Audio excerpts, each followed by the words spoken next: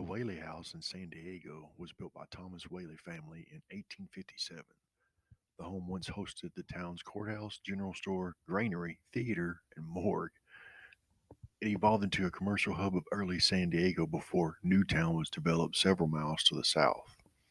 This national historic landmark, now a museum, is allegedly haunted by members of the Whaley family as well as a man who was hung on the spot before the house was built.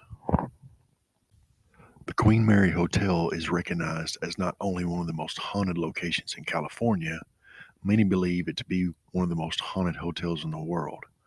Once known as the Grey Ghost, the Queen Mary serves up chills in the form of screams from decapitated sailor in the boiler room and visions of a lady in white roaming the halls.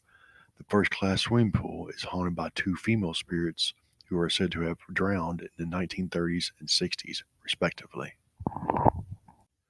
The Glen Tavern in Santa Paula was built in 1911 in the Old English Tudor style.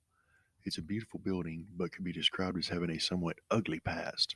The history of the Glen Tavern Inn is rich and colorful, with a hefty dose of dark and seedy moments. It is a fascinating building once frequented by the stars, which fell on hard times after Prohibition was introduced, and the third floor became a speakeasy, brothel, and gambling den. One of the most well known hotspots is room 307, which is haunted by two ghosts, a cowboy known as Calvin and a prostitute.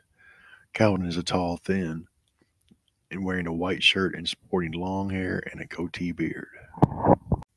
The Hotel del Coronado was constructed in 1888, and its notoriety stems from the ghost story of Kate Morgan, a woman who checked into the hotel in 1892 and committed suicide days later. In the 1980s, a San Diego historian identified Morgan as the Victorian Lady in Black ghost of the hotel. Morgan's death and the rumors surrounding it have been the focus of many conspiracies and ghost stories that are still circulating today. However, with over 30 documented deaths at the hotel between 1890 and 1980, Kate Morgan may not be the only ghost said to be roaming this grand Victorian establishment.